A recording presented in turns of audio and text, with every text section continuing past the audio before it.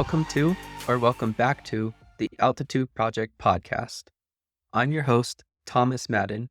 I work with the Altitude Project, which has become a community of athletes that have been transformed through a personal relationship with Jesus Christ.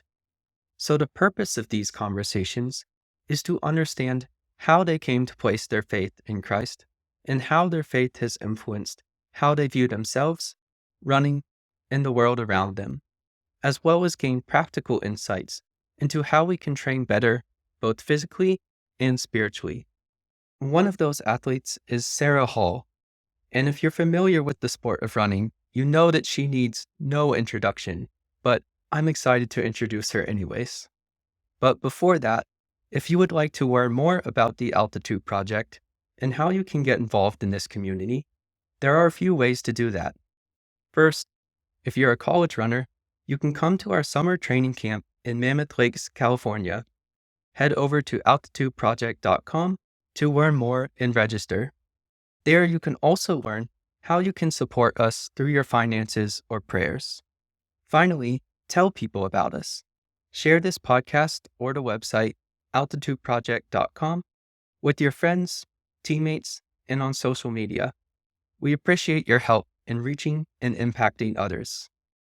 Now, I'm excited for you to hear these insights from Sara Hall. Sara ran for Stanford University, where she was a 7-time All-American and 3-time NCAA runner-up in track. She turned pro in 2005 and runs professionally for Asics. She is the 5th fastest American marathoner ever, 4th fastest in the half marathon, and at one point held the American record in the half marathon. And I could keep listing off her accomplishments, but the reason I list these is that it's clear that she has put in the work to be a world-class athlete. The results speak for themselves. And that's the context I want to provide for what she shares in this conversation. Her dedication to mastering her craft, which is how she describes her approach to professional running, is on a whole other level. And she's been running professionally for 19 years. So her discipline and perseverance are remarkable. And sure, that's what it takes to be world-class. World-class athletes organize their lives around the pursuit of being their absolute best, or maybe the best. But what stood out to me is how she has organized not just her outward life, like her actions around training and recovery, but how she has organized her inner life and her whole life around a deep, meaningful, and lasting purpose to love God and others. In this conversation, Sara shares her faith story and how her faith has allowed her to overcome the fear of failure and run with joy and peace. She describes her purpose and why she is still running.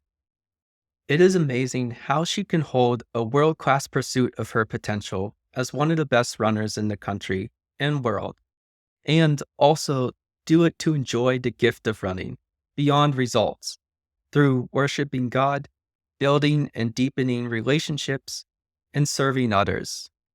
She also shares about her compassion for others, especially the poor and vulnerable. And this is the kind of approach to running that brings real joy and peace, doing it to enjoy the gift in service to God and others. So there's a lot to gain from Sara's insights. Unfortunately, we don't have video for this conversation, but I still wanted to get this on YouTube because there are some really important insights for runners or for anyone who are getting after it in their craft. So you can still listen to the audio here and follow along on the transcript, or you can listen on Spotify or Apple Podcasts. Anyways, let's dive into this conversation with Sara Hall. Sara, it's great to meet you and chat with you. How are you doing? I'm doing well. Thanks for having me on this today. So we're a few weeks removed from Boston Marathon. That was kind of an add-on build-up after the trials. I don't know if you see them separately or if you see it as one whole build-up, but I'm just curious, how would you evaluate just the races and that whole body of work?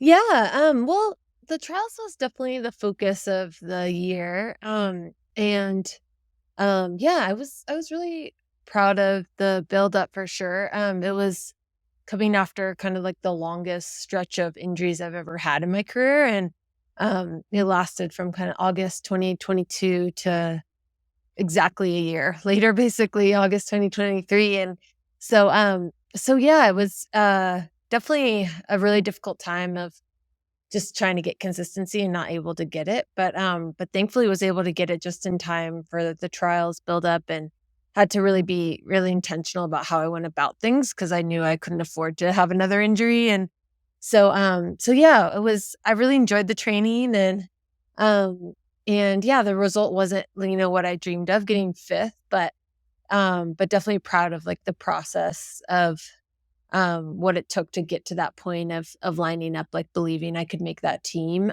Even though the field was incredibly strong, like by far the strongest field we've ever had for that Mhm. race.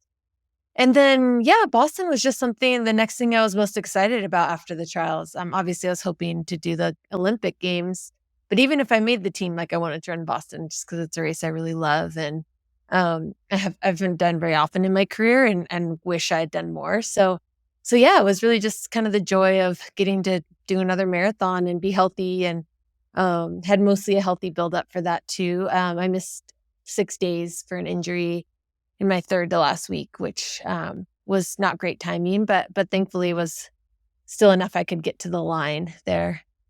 Mhm. Yeah. I'm just curious, how would you define what is a successful race or a successful period of training?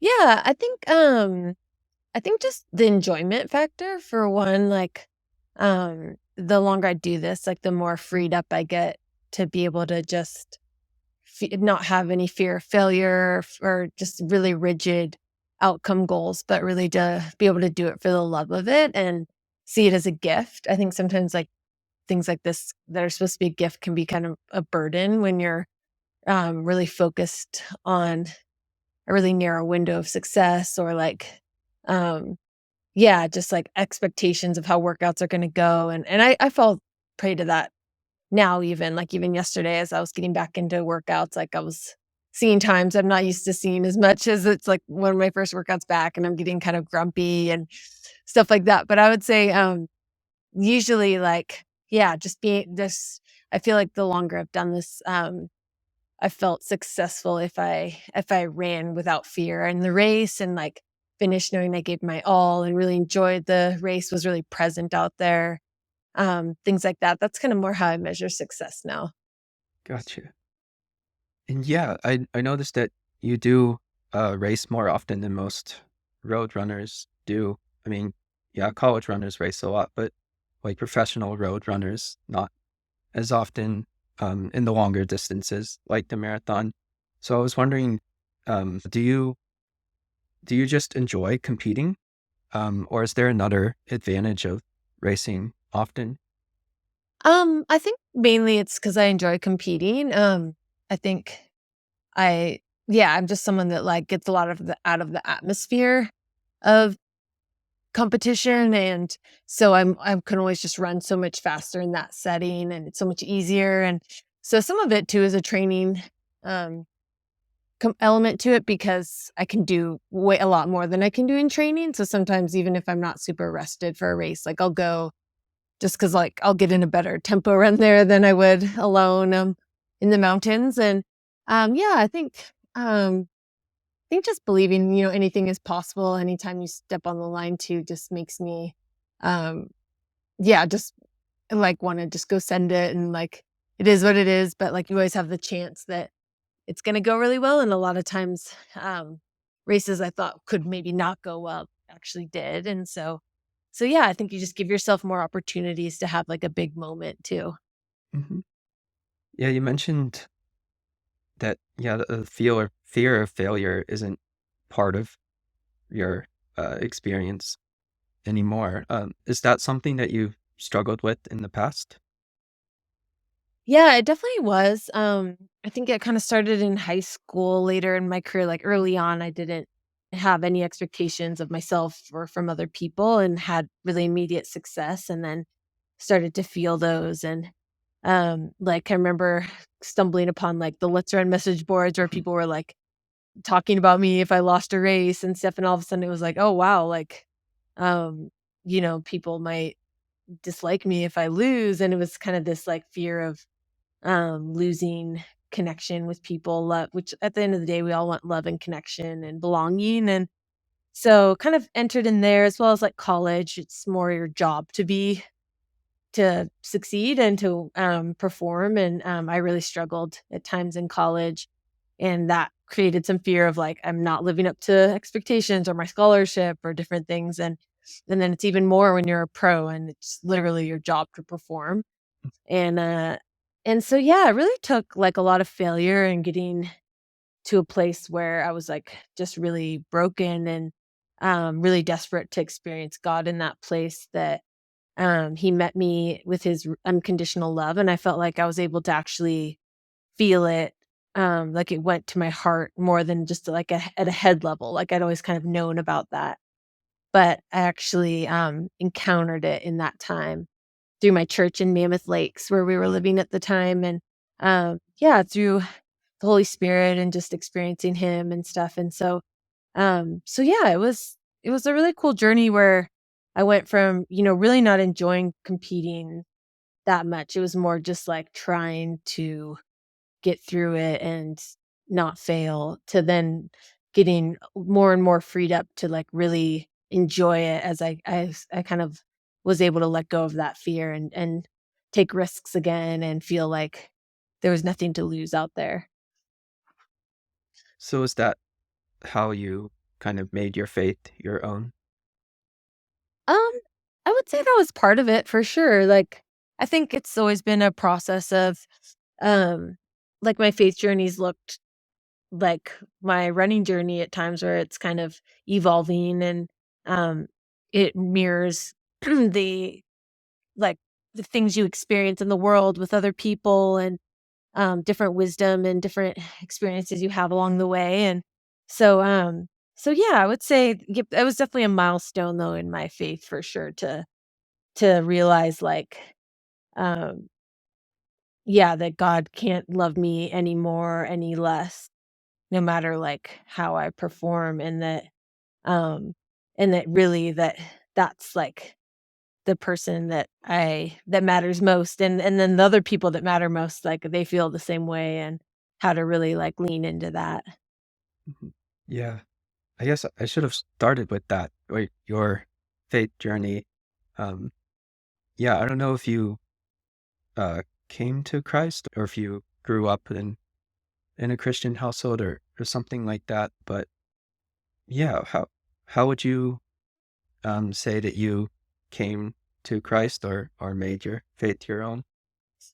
Yeah, I did grow up in a Christian home, and just always I always did have a real love for God at a young age, and really like seeking him on my own, which I realized like now having kids, like that's not always the case, like that hunger that I had for God. And so um it just did kind of, I was introduced to it by my parents, church, youth group, Awana, all that stuff. But I think in the private, like I really was seeking God and like wanting to hear his voice, wanting to actually experience him. And the process of actually like experiencing him more, um, I would say it was like a frustrating process at times. And then I really started to have the experiences I was really wanting more, after college. Like when I started going to this church in Mammoth Lakes, the Lighthouse Church, and they introduced me to kind of a more spirit-filled approach to Christianity. And yeah, it was a lot of the stuff that I always kind of knew in my heart that was possible to experience God and healing and different prayer and prophecy and all these things, and that you hear, that you see in the Bible, but just hadn't really experienced yet in the Christianity I'd grown up with. And yeah, so yeah, it's always been a journey. And then even now I'm in a very like different place than I was then. And like I think it's cool to just like God's always been there the whole time, and and then the expressions of him change like as you um just encounter different him in different ways with different people in different settings and stuff like that. And so yeah, it's been a journey I'm still on now. Mm. Yeah, that's cool. I've been to Lighthouse when I've been training in Mammoth. So yeah, that's cool that you went there. What did what does it mean to Yeah, it's a have special place. yeah, what does it mean to have a more Oh, sorry, go ahead. spirit-filled approach? uh, well, what I refer to is kind of more of like expecting Holy Spirit to like move in life, in like actually show up and like actually heal people, or actually give like words from God for someone. Yeah, kind of like I would say, I think just more of an expectation that God is going to actually, that you can experience in him like right now, like not just have this faith of kind of he's out there and he's in control and stuff. But but yeah, just like that we kind of play a part in that and like inviting his presence and stuff like that. Gotcha. So how did that affect your running, growing in your faith? Yeah, I kind of what I talked about with the fear of failure was probably one of the main things.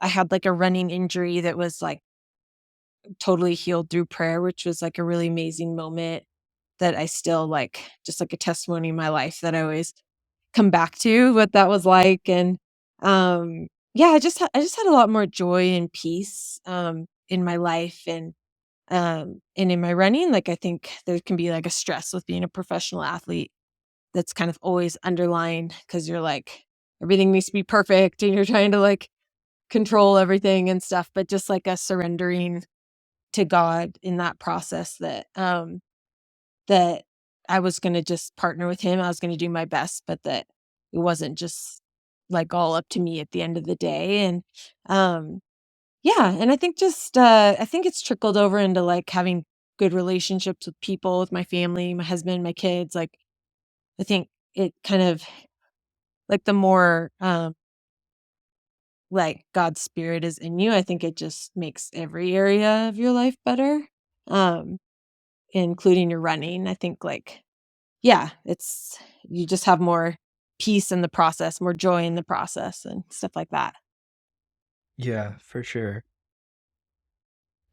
So, yeah, you came to the Altitude Project camp in 2004 while you were running for Stanford. What motivated you to come to the camp?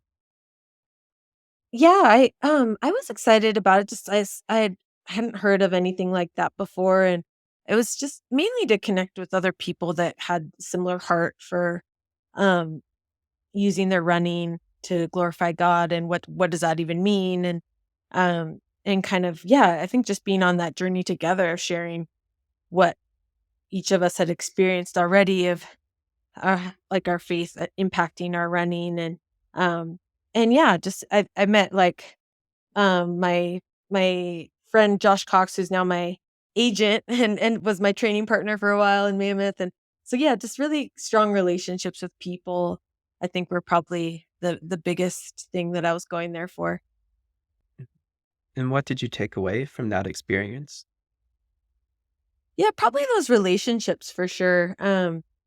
Yeah, I think that I was really inspired just getting to hear other people's testimonies of their life and how God had impacted their lives, and got similarly kind of gotten freed up from things that were holding them back in their running, but through their faith God was showing them like that it didn't have to be that way and you could run more free and joyfully and stuff. And Mhm. so yeah, I would say all of that, as well as like the people that I still am in touch with today. Yeah, really cool. Yeah, what are some things that you do to grow in your faith? Like, do you have a spiritual discipline? Yeah, I would say right now, like one of my favorite things I like to do is at home, put on like our church, Bethel Church in Reading, like their services are on YouTube, and They just have really amazing worship um, and yeah, the messages really speak to me from like pastors like Bill Johnson. And we lived there in Reading for a while to be part of the church community. I think we're actually there 7 years, which is a really long time after Mammoth, and was really impacted by my time there. So that's something I like to continue to, I feel like really feeds me, especially like, I think like actually worship, like it's really easy to worship there because you're kind of swept in the river of like people worshiping and it's really amazing. But having to like do it at home alone in your home, like I feel like is even more powerful of like learning to worship God wherever, even if you don't have like the really loud music and the atmosphere and stuff. So yeah, that's one thing that I really love to do right now. As well as like I'm trying to lean more into prayer that's just like sitting in stillness before God, and not as much like talking at him or things like that, but even just like waiting and sitting kind of like in meditation, um and just being more still before him too. Mhm. That's cool. And what would you suggest that athletes do to grow spiritually while they're, training for running or whatever? Yeah, I would say like to do the things that like you genuinely feel God's presence doing. And um yeah, I think that we tend to really focus on our bodies as runners, but we're spirit, soul, and body. And I think like when your spirit gets neglected, like you can feel that just like if you're like malnourished physically, and so I think just being aware of like what fills you up, like you feel like there's life on this. And um yeah, finding like like-minded people that you can be really vulnerable with. Like I have a friend from college that we've been in like really good friends, yeah, for 24 years now, and or 23. And I think, yeah, we can be really vulnerable about our faith process with each other. And she really like pushes me to go higher just as like a training partner would. And so, yeah, I think having people that, just knowing people that like your heroes in the faith or people that you look up to and for their faith, and like learning from them, whether it's like a mentor or a pastor that you're listening to their messages or things like that, that yeah, like whenever you're around them, wherever you listen to them, like you feel inspired, you feel like called to like take things up a notch, just like a running training partner would. Yeah, that's a cool analogy. Relationships seem to be important to you. And yeah, I think from my perspective, from an outsider's perspective, compassion seems to be a gift of yours. Just from what I've seen and heard, and our mutual friend Avery Blackwell noted that you're really intentional in knowing others. So does that word compassion resonate with you at all? Yeah, it does. I feel like I didn't actually want to be a professional runner for as long as I have. It's been 19 years now, but I really wanted to do like international missions work for people living in extreme poverty.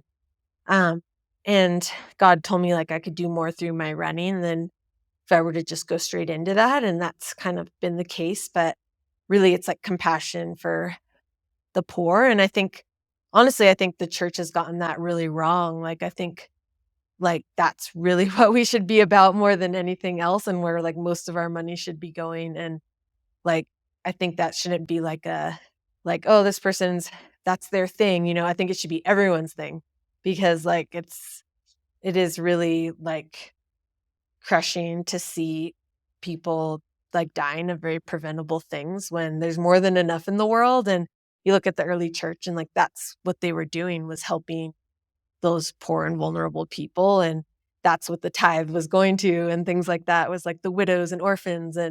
Um and God says like that's what perfect religion is. And so like, yeah, to me that's like very central to like who I am. But like I also feel like it's like I think that's like really what Christianity is about. I think in the US it can tend to be about us. Like it's like programs we like, things that feed me, like things that like um help what I'm about, but to me that's like I don't know, my heart like burns for that and like whatever I do, whether it's like running or something post running, like I always want it to be about helping people living in like, yeah, really unjust situations.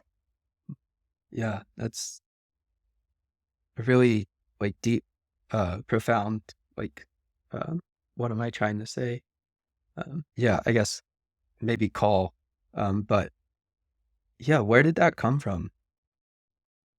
I don't know. I think it's somewhat innate. Like, just, I mean, as a young kid, I would see homeless people and it would really like bother me. And then I would take trips to Mexico with my youth group in every spring break in high school. And that like really impacted me, like seeing poverty outside the US borders. And then even more so as I traveled to like Africa, where my sister was doing malaria research. And I think it's really important to see areas of extreme poverty. So I'm really a proponent of people like maybe not a short-term mission trip if like sometimes those can do more harm than good, but definitely like getting into an area outside the US and experiencing that because it does change you. I feel like it changed everything about how I saw my life and what I wanted to do with my life after that.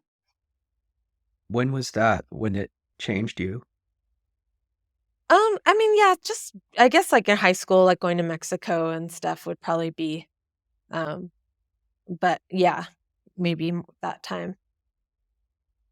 So I'm curious, how would you describe your purpose in life? I think just loving God and loving other people well and doing that in the ways that he made me uniquely to like in the things that make me come alive. Like I think anything can be ministry. So for me right now that's running and I try to like love God and love other people well through my running and just enjoying it really well and seeing it as a gift. Yeah.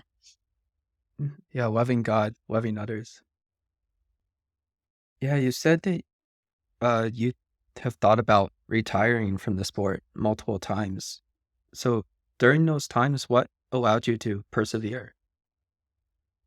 Um, yeah, I just had a feeling that like there was more there and um like I was fine with moving on. At times like I probably would have if Ryan wasn't done competing yet, but he was still setting American records and things for a long time. But then even after he retired, like I was starting to really enjoy the sport more than I ever had. I had kind of moved to the roads and the marathon and I'd always yeah, just had like a glimmers of hope and excitement about continuing to, like, pursue it, and so yeah, I just never quite felt a peace of moving on quite yet.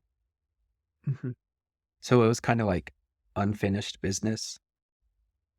No, I would say kind of the opposite of that, where, like, I don't think that, like, there's anything in the sport I have to like, it was never about, like, I need to make an Olympic team before I retire or anything like that. Like, it always just felt like for the joy of it and the excitement of just wanting to keep doing it kind of thing. I see. Yeah, so kind of, uh, well, I guess, yeah, this is still related, but um, like I think about uh, the Olympic trials, this recent trials, um, and yeah, how you felt heartbroken from just yeah investing so much into the build up and not having it go as you had hoped. So yeah, I'm curious, how do you respond to heartbreaks like that in running?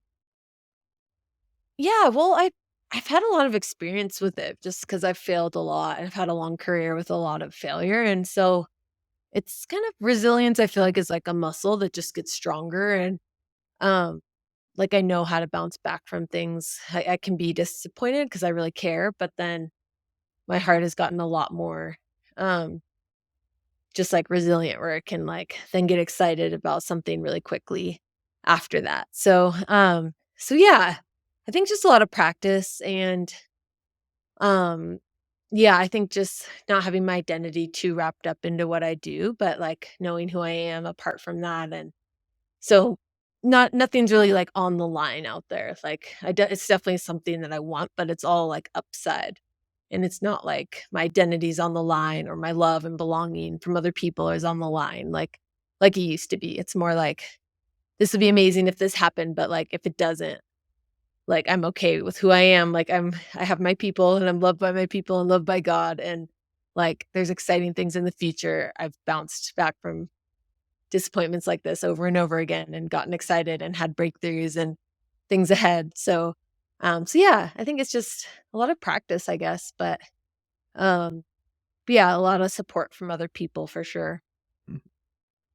Yeah, I think it's really cool how you can, just like give it your all um, and pour it all out there in the race. And if it's the result is heartbreaking because of how much you've invested in and hoped for it, you can grieve it because that's the natural response to loss.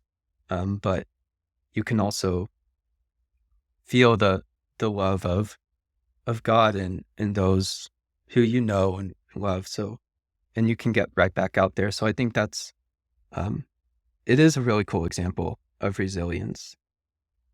Thank you. Yeah. Yeah, it's been fun.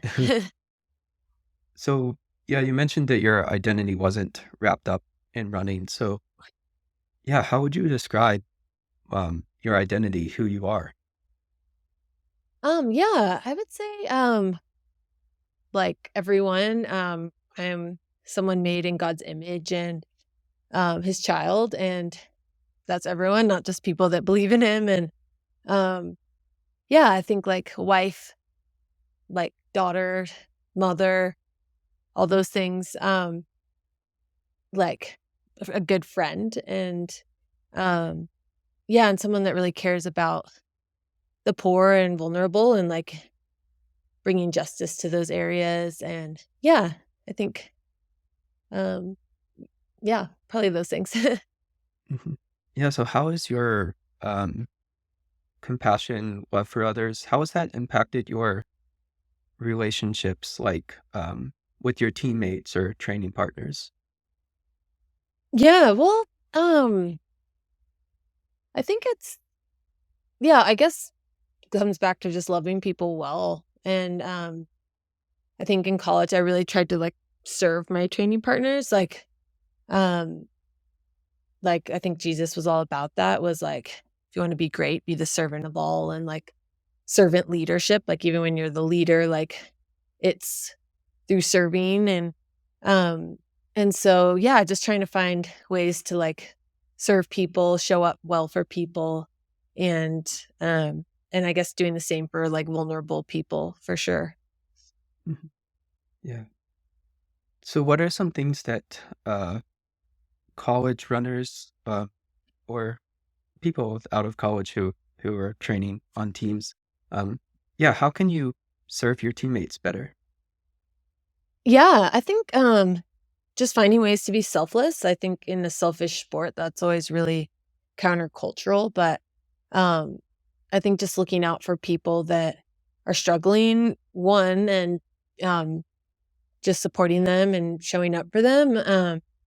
I think praying for your teammates, like whether it's injuries or whatever they have going on, um and I think just enjoying people for who they are and like not focusing on who they're not or how they're different from you or maybe what annoys you about them, but just focusing on the gold in them and calling that out and like reminding them of that. Because everyone kind of needs to be reminded of that. Mhm. Yeah, I would say those things. Yeah, that's really cool. Yeah, I think that that's challenging for us to see like people um, as valuable and put them above ourselves. So yeah, seeing the gold in people, I like that and calling it out. Yeah. Yeah, so this is just more of a practical question with training. You come back from races pretty quickly. So I imagine your recovery is pretty world class. So what are the components of your recovery and training? Like what are the big rocks to fit in the container? Well, sleep is probably the biggest one. Yeah, I definitely like protect that really well. I don't use alarm clocks. Like I try to sleep as long as I can or keep a really regular schedule. Um, yeah, getting like really good body work is really important and something I've like learned a lot more in the later stages of my career and focusing on mechanics. And making sure my mechanics are good and my body's like moving well. Before I head out to run. That's something I've had to do a lot more of now. And yeah, nutrition, hydration, kind of all the main things. Those are all just lifestyle things for me now. It's not like something I really think about, but I've been doing it for so long that that's just like second nature kind of. But yeah, I've definitely as I get older as an athlete, I've definitely had to be more in tune with my body and not take as much risk and really focus on the recovery part for sure. And how are you training or addressing your mechanics? Yeah, a lot of it is through strength training and working with my massage therapist that's really good at understanding mechanics and he can just has a really good eye for like, all right, the next layer is like we need to get this hip rotating better. This is exercise to do that. It's like different layers to it. So he's really the one guiding that process for me. And what are some things that you do to help enhance your sleep? Yeah, I make sure my bedroom's really cold. I make sure to have earplugs, eye mask, like um, I don't do anything in my bedroom besides sleep really, like as far as like I don't work in there. I don't it's really dark and um yeah, I think uh just I don't have caffeine late in the day and there's a lot of ways you can kind of stuff that's out there for sleep, I think. But those are probably the main ones Yeah. You go all out then. for sure. Yeah. Yeah. How have you learned the importance of sleep? Because I imagine you weren't doing those things in college. Yeah, I definitely was not as dialed in college, but definitely as a professional, you learn to keep prioritizing that and your coaches and training partners, you just learn a lot from them. I had some really great mentors early on that taught me how to like take a more professional approach to the sport. Yeah. And how would you describe that approach that you've learned of taking a professional approach? Um, I think it's just doing the little things well, like trying to um yeah, to see running as an actual job and like a craft that you're uh constantly fine tuning how you do your craft, instead of just like in college a lot of times it's like it's just one part of your life, Mhm. but actually seeing it as your craft, I think. Mhm. Yeah, I think that can be a powerful uh, reframing, I guess, to see it as one whole thing, one your craft, and not just like one aspect of your life. Um, and I think that also has a lot of applications to our faith as well. When we can see it as one whole thing, it's um, yeah, I think it gives us more purpose. I think I don't know, is that how have you experienced like managing running with your spiritual training? Like do you mean like time wise, like having time for both or Um, I guess I'm asking how you view it, like investing in running, investing in your spiritual training.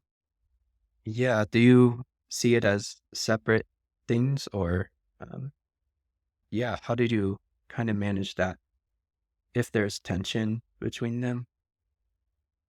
um I would say just I kind of see everything as spiritual, like not like this is spiritual and this is not spiritual, Mhm.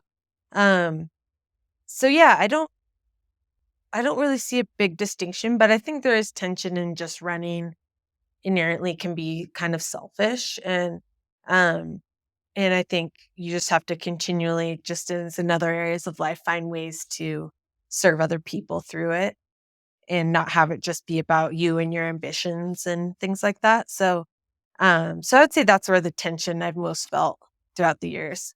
Mhm. So it's kind of with uh, purpose and defining the purpose behind it. Yeah, I think just more in just trying to be intentional um about like being outwardly focused to others. Mm. Yeah, so how do you worship God through running? I think yeah, how I've seen that has kind of evolved, and now I think it looks like just being fully present in myself, and like where I go, God goes, because his spirit lives in me, and just being like my full, like, true self, without all the hangups that come with like sin and um selfishness and pride and ego and those things. But like if I can get free of those and just yeah, be totally free and full of the spirit, and then like doing whatever I'm doing to the best of my ability with joy and peace and carrying those fruits of the spirit into that. That's how I see it, worshiping God now through it. Cool. And last question, if you could leave college runners with one takeaway, what would you tell them? Well, I would say enjoy it. It goes by really fast and it's like the most fun time of life. I would love to do it again. Um, I would say the relationships you're going to form are the most lasting thing of the sport, even if you do go on to be professional like Ryan and I. But that's what's most special. And so, really try to show up well for the people and love people really well, because that's what you'd regret is to, in your ambition or whatever, like to not get to fully enjoy those relationships. Um, yeah, and yeah, I would say just like go for it and like dream big and without fear of failure, because yeah, there's nothing to lose or nothing to prove out there. But like just getting to just run free and like see where you can take it is pretty fun and exciting. Awesome. Yeah. And those are things that you are living out too. So, um, yeah, this has been great. This has been fun. Thanks so much for coming on. And yeah, last thing, where can people find you or follow you and what you're doing? Yeah, well, probably most active on Instagram. My handle's Sarah, Sara Hall, Hall, the number 3. And I'm on Twitter too and Facebook. But we have our charity's the Hall Steps Foundation, and we're doing a lot of work in Ethiopia. We're most recently like giving loans to women to start a small business and help work their family out of poverty. And so, yeah, that's a big passion of mine. Um, and yeah, that's about it. I'm in Flagstaff, Arizona, so you might see me out on the trails. Awesome. Yeah. Well, thanks again. This has been great. Your steadfastness and perseverance have been inspiring to me. So it's been an honor to chat with you. Thank you. I really appreciate it. And yeah, blessings to you and to the camp this summer. Awesome. Yeah. Thanks, Sarah. Bye.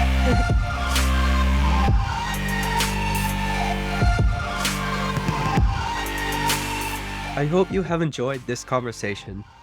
If you have questions about the Altitude Project or anything from this conversation, reach out to us at altitudeproject@gmail.com or on Instagram at Altitude Project. Thank you to those who support the Altitude Project with your finances and prayers. Your support is crucial to the project and plays a significant role in the Great Commission. Lastly, let us know how you are challenged, inspired, or encouraged by these conversations. We'd love to hear from you. Until next time, peace.